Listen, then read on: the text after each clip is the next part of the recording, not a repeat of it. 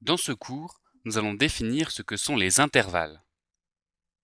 Commençons par les intervalles bornés. Si nous prenons deux réels AB tels que A est strictement plus petit que B, on peut définir quatre types d'intervalles. L'intervalle fermé AB, qui se note comme ceci, représente l'ensemble des réels, compris entre A et B, qui peuvent être égaux à A ou à B. On représente en rouge la barre qui va de A à B, et des crochets tournés vers l'intérieur de l'intervalle pour signifier que A et B font partie de cet intervalle. L'intervalle semi-ouvert AB, ouvert en B. Il comprend tous les réels entre A et B, A inclus, mais B exclu. On le représente par une barre entre A et B. Le crochet est à l'intérieur de l'intervalle pour A, pour signifier qu'il fait partie de l'intervalle, mais le crochet est vers l'extérieur de l'intervalle pour B, pour signifier qu'il n'en fait pas partie. L'intervalle semi-ouvert, AB, ouvert en A. Cette fois-ci, sont tous les réels entre A et B, A exclu, mais B inclus.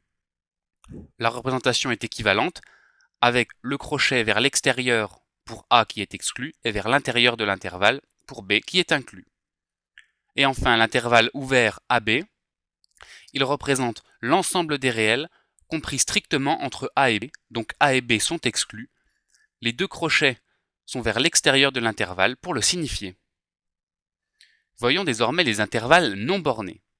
Prenons également A et B deux réels et voyons les quatre types d'intervalles non bornés. Du type A plus l'infini fermé en A. Il représente tous les réels supérieurs ou égaux à A. On le représente en rouge par une droite qui part de A et qui va jusqu'au bout de la représentation que l'on fait, avec un crochet orienté vers l'intérieur de l'intervalle. L'intervalle A plus l'infini ouvert en A, il représente les entiers strictement supérieurs à A. On le représente avec la même barre rouge, cette fois-ci le crochet est vers l'extérieur de l'intervalle.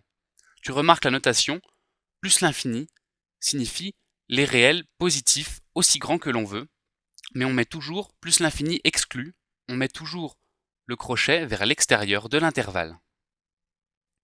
L'intervalle moins l'infini B, c'est l'équivalent de A plus l'infini fermé, donc ce sont les entiers inférieurs ou égaux à B, qu'on représente avec une droite, cette fois-ci qui va à l'infini mais vers la gauche, vers les entiers négatifs, avec le crochet vers l'intérieur de l'intervalle.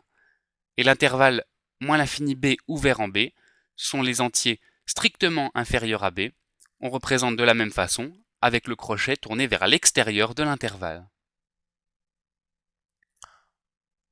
Parmi les intervalles bornés, j'ai utilisé deux termes, ouvert et fermé.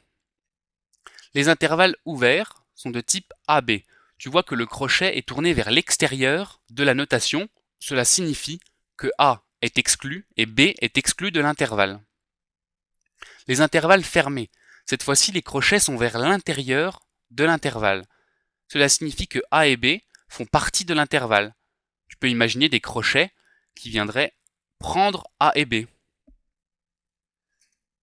Et des intervalles semi-ouverts ou semi-fermés, comme A fermé, B ouvert, ou A ouvert, B fermé.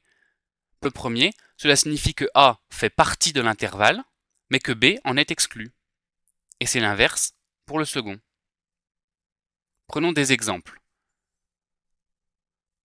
Dans l'intervalle 3-7, on compte 3, 6, 4,178, pi, qui est à peu près égal à 3,14, 7, mais il n'y a pas 2,99, 8, plus ou moins l'infini, 0, 7,5.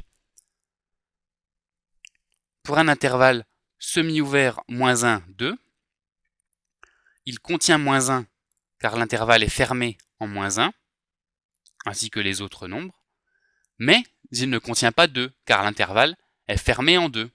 Tu sais désormais ce que sont les intervalles ouverts, fermés, bornés ou non bornés.